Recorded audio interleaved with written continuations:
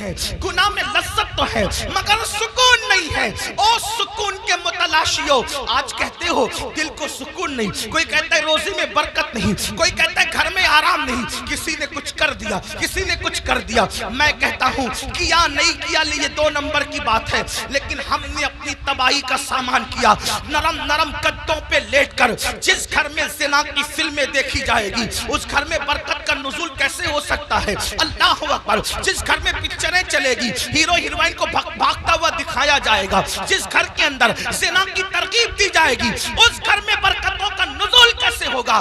جملہ کڑوا لگے تو معاف کر دینا, مراد آباد والوں غور سے سنو, جس گھر کی برکت کو اللہ اٹھا لے ملا کی دعا اور تعویذ, اس گھر میں کبھی برکت نہیں لا سکتے, اس لیے کہ خدا کی طاقت کے سامنے انسان بے بس ہے.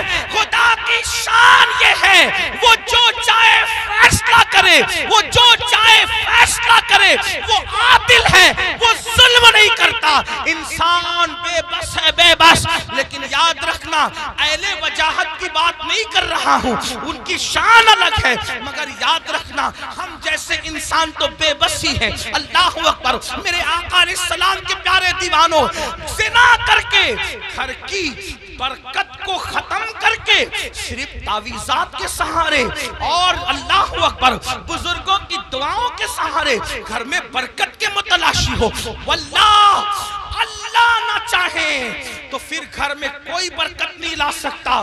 ہم لوگ اہل توحید ہیں, اہل سنت, صوفیہ کے ماننے والے ہیں. ہمارا عقیدہ یہ ہے خیر ہی و شر ہی من اللہ تعالی, ہر خیر و شر اللہ کی طرف سے ہے. لیکن اللہ اکبر, اب سنو, غور سے سنو, میرے اور تمہارے آقا فرماتے ہیں, حضرت مالک کہیں گے آگ کی سلاخیں آنکھوں میں پھیر دو,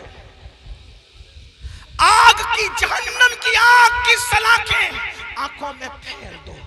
جب آنکھوں میں پھرے گی وہ کمزور آنکھیں, وہ ننھی ننھی آنکھیں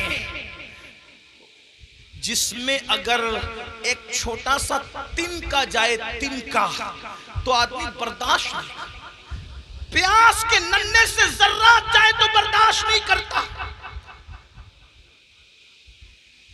حتیٰ کہ نیم کا ٹھنڈا سرما لگے تو آنسو ٹپ ٹپ نکلتے. نیم کا سرما جو آنکھ برداشت نہ کر سکے, جب زنا کی وجہ سے اور حرام دیکھنے کی وجہ سے ان آنکھوں میں آگ کی سلاخیں ڈالی جائے گی, کیا بنے گا ان آنکھوں کا؟ اور جب فرشتے آگ کی سلاخیں اس آنکھ میں پھیریں گے تب وہ انسان ان فرشتوں سے کہیں گے ہم پہ رحم تو کرو نا, ہم قابل رحم ہیں, ہم پہ رحم کرو, ایک لمحے کے لیے رحم کرو.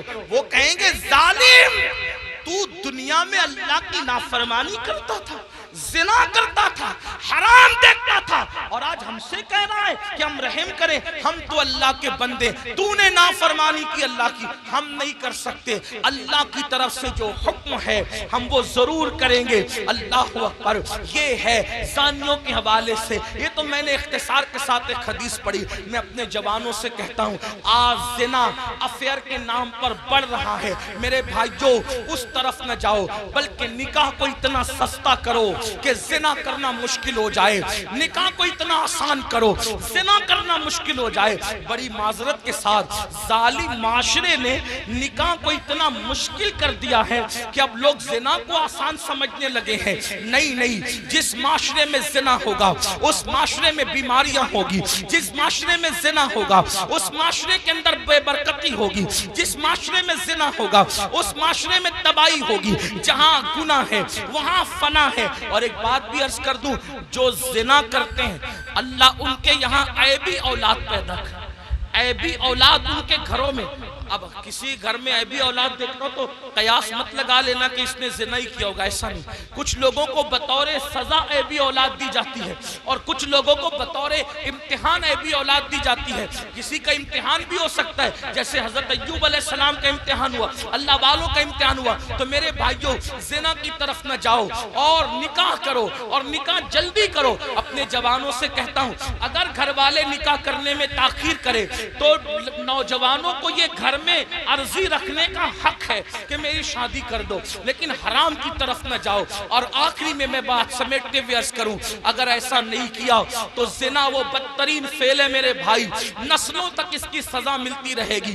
روزی میں برکت نہیں ہو سکتی، روزی میں کبھی برکت نہیں ہو سکتی، چہرے کا نور اٹھا لیا جائے گا، عمر گھٹا دی جائے گی، کئی پناہ نہیں ملے گی۔ جنہوں نے جوانیوں میں زنا کیا ہے، بڑھاپا اس قدر ان کا دردناک ہے، وہ بستر میں منہ چھپا چھپا کر روتے ہیں، لیکن ان کو موت نہیں آتی، وہ موت مانگتے ہیں، ان کو موت نہیں آتی۔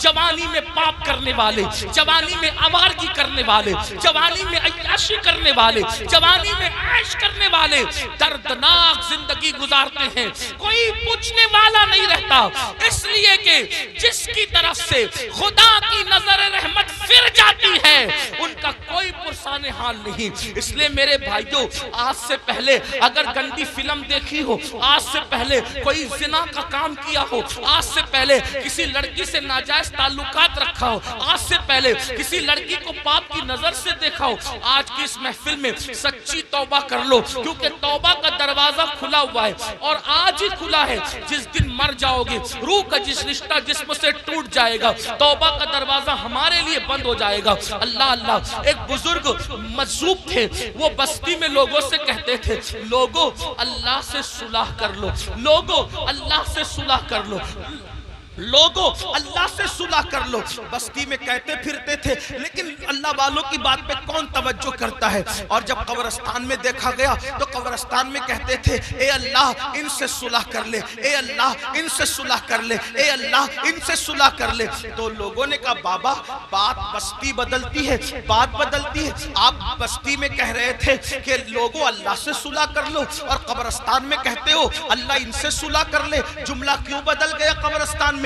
بزرگ فرماتے ہیں، بابا بات یہ ہے کہ جب انسان زندہ تھا تو اللہ اس سے صلح کرنا چاہتا تھا، اللہ اس سے صلح کرنے کے لیے تیار تھا، اسی لیے کہہ رہا تھا اللہ سے صلح کر لو۔ اللہ بندے کو، زندہ بندے کو روزانہ پکار کر کہتا ہے، رات کے آخری حصے میں اللہ کہتا ہے، اے میرے بندو، رات کے پاپیوں، رات کے مجرموں، آؤ صبح پھوٹنے سے پہلے توبہ کر لو، تاکہ اپنے دامن کرم میں، دامن رحمت میں تمہیں چھپا لوں، جگہ دے دوں۔ اللہ ہر رات پہلے آسمان پر تجلی کرتا ہے جیسا کہ اس کی شان ہے، اور اپنے بندوں سے کہتا ہے، آؤ مجرموں میری بارگاہ میں توبہ کرو تاکہ میں تمہیں معاف کر دوں۔ اور جب سورج غروب ہوتا ہے تو غروب ہونے سے پہلے پھر صدا لگاتا ہے جیسا کہ اس کی شان ہے، آواز دیتا ہے بندوں کو جیسا کہ اس کی شان ہے، میرے بندوں آؤ، دن گزرنے سے پہلے پہلے دن کے مجرموں توبہ کر لو تاکہ میں تمہیں معاف کر دوں۔ ہائے انسان، تیری غفلت پر افسوس ہے، لیڈر بلائے تو دوڑا دوڑا جاتا ہے، M L A M P بلائے تو دوڑا دوڑا جاتا ہے۔ روزانہ میرا اللہ جو کروڑوں ماؤں سے زیادہ ہم سے پیار کرتا ہے، میرا اللہ جو کروڑوں ماؤں سے زیادہ ہم سے محبت کرتا ہے، میرا اللہ جو ہماری ستر پوشی کرتا ہے، وہ ستار ہے، عیبوں کا چھپانے والا ہے۔ یاد رکھنا مسلمانوں، اگر اللہ نے ہمارے عیبوں پہ پردہ نہ ڈالا ہوتا تو نہ آپ یہاں بیٹھنے کے قابل ہوتے، نہ ہم لوگ یہاں بیٹھنے کے قابل ہوتے۔ کتنا کرم ہے، گناہ کرتے ہیں، عیبوں پہ پردہ ڈالتا ہے۔ ارے بیوی اتنی محبت کرتی ہے لیکن ہمارے عیب دیکھتی ہے تو اپنے میکے میں جا کر بیان کرتی ہے، امی اتنا پیار کرتی ہے، ہمارے عیب دیکھتی ہے تو ابو کو بیان کرتی ہے، ابو اتنا پیار کرتے ہیں، ہمارے عیب دیکھتے ہیں تو امی کو بیان کرتے ہیں، بھائی لوگ اتنا پیار کرتے ہیں، ہمارے عیب دیکھتے ہیں تو بھائیوں کو بیان کرتے ہیں۔ کتنا میرا مولا پیارا ہے، کیسا کرم کرنے والا ہے۔ اتنے ہم جرائم کریں، اتنے گناہ کریں، پردے پہ پردے ڈالتا ہے، پردے پہ پردے ڈالتا ہے، پردے پہ پردے ڈالتا ہے۔ اللہ کے بندو، سب کی محبتوں کا خیال کیا، ذرا رب کی محبت کا بھی تو خیال کرو۔ جو بات آخری عرض کرنے چلا تھا، ایک حدیث پڑھنے چلا تھا، آؤ میرے اللہ کی کے فرمان پر عمل کرو۔ آج سے پہلے جو ہوا سو ہوا، آج سچی توبہ کر لو، اپنے آپ کو بدل دو، زندگی میں تبدیلی پیدا کر لو، زندگی میں انقلاب پیدا کر لو۔ پتا ہے اللہ نے کیسے کیسوں کو معاف کیا؟ بس یہ روایت پڑھ کے بات ختم کروں گا، تاکہ میرا جوان جو گانے سن کر مجرم ہو گیا، جو زنا کر کے مجرم ہو گیا، جو عورتوں سے پیار کے نام پہ مجرم ہو گیا، ان کو دھاڑس بندھے کہ ہم توبہ کریں تو اللہ ہمیں معاف معاف کرے گا، اللہ ہماری مغفرت کرے گا۔ دل کے کانوں سے سننا۔ اور میری بہنیں بھی اگر موجود ہیں، آج کل لڑکیوں میں بھی سیریل دیکھ کر کے ایک عجیب سا بھوت سوار ہے افیئر کا۔